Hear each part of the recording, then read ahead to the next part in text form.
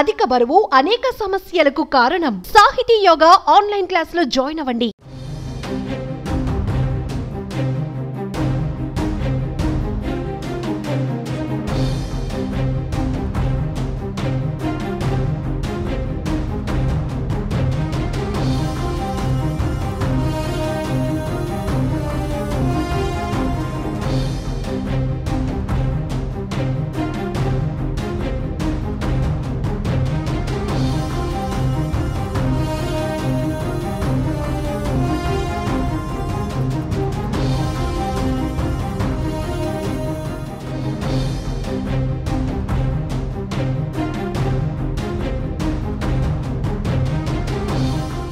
ప్రపంచాన్ని భూకంపాలు వణికిస్తున్నాయి. ప్రపంచాన్నే కాదు భారత్ని కూడా భూకంపాలు వణికిస్తున్నాయి.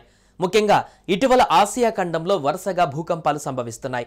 పొరుగునే ఉన్న మయన్మార్, థాయిలాండ్లలో సంభవించిన భూకంపం మిగిల్చిన ప్రాణ ఆస్తి నష్టం అంతా ఇంత కాదు. నిమిషాల వ్యవధిలో సంభవించిన పెను భూకంపాలు ఈ రెండు దేశాలను కుదిపేశాయి. కోలుకోలేని విధంగా దెబ్బకొట్టాయి. మయన్మార్, థాయిలాండ్ దేశాలలో వచ్చిన భూకంప విలయం నుంచి ఆ దేశాలు కోలుకోలేక ముందే ప్రపంచవ్యాప్తంగా భూకంపాలు సంభవిస్తున్నాయి. పపువా న్యూగినియాలో 6 తీవ్రతతో భూకంపం మరవకముందే పాకిస్తాన్లో మరో భారీ భూకంపం సంభవించింది. భూ ప్రకంపనలతో పాకిస్తాన్ ఒక్కసారిగా వణికిపోయింది. నిమిషాల వ్యవధిలోనే 2 సార్లు భూకంపం సంభవించింది. దేశవ్యాప్తంగా ప్రజలు భయాందోళనకు గురయ్యారు. ప్రకంపనలతో రాజధాని ఇస్లామాబాద్ ఊగిపోయింది. శనివారం ఉదయం 11:54 సమయంలో 4.3 తీవ్రతతో భూ ప్రకంపనలు వచ్చాయి. పాక్, ఆఫ్ఘాన్, తజికిస్తాన్ సరిహద్దు సమీపంలో భూమికి 88 కిలోమీటర్ల లోతులో భూకంప కేంద్రం ఉన్నట్లుగా గుర్తించారు. ప్రధానంగా స్వాత్, ఖైబర్ పఖ్తుంఖ్వాలోని పరిసర ప్రాంతాలలో ప్రకంపనలు సంభవించాయి. కేవలం 36 నిమిషాల తర్వాత మధ్యాహ్నం 12:30 రెండవసారి భూమి కంపించింది. రిక్టర్ స్కేలు పైన 5.5 తీవ్రతగా నమోదైంది. 10 కిలోమీటర్ల లోతులో భూకంప కేంద్రం ఉన్నట్లుగా గుర్తించారు. ఇక ఈ ప్రకంపనలతో పాకిస్తాన్లోని కొన్ని ప్రాంతాలలో భవంతులు నేలమట్టమైనట్లుగా తెలుస్తోంది. ప్రాణ నష్టం, ఆస్తి నష్టానికి సంబంధించిన వివరాలు ఇంకా వెల్లడి కాలేదు. నేషనల్ సెంటర్ ఫర్ సిస్మాలజీ ప్రకారం కేవలం 10 కిలోమీటర్ల లోతులో ఏర్పడిన భూకంప కేంద్రాలు రాజధాని ఇస్లామాబాద్తో పాటు మరికొన్ని ప్రాంతాలలో ప్రకంపనలకు గురి చేసింది.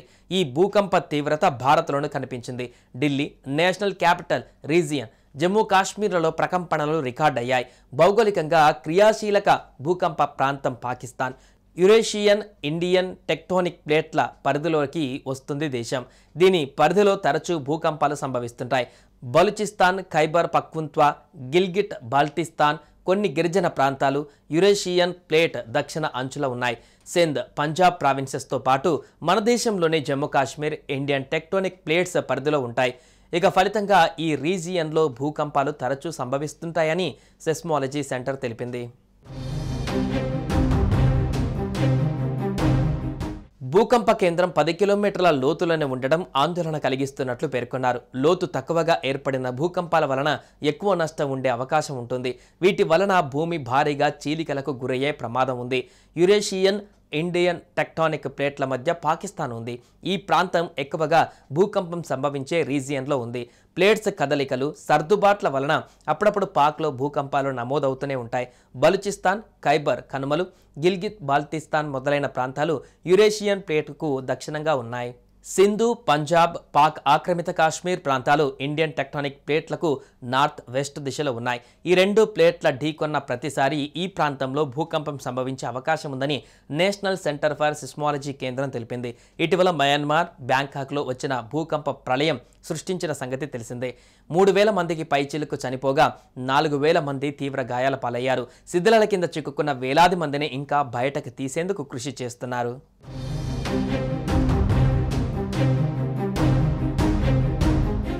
సుమన్ టీవీలో మీ పర్సనల్ అండ్ బిజినెస్ ప్రమోషన్స్ కోసం కింది నెంబర్కి కాంటాక్ట్ చేయండి.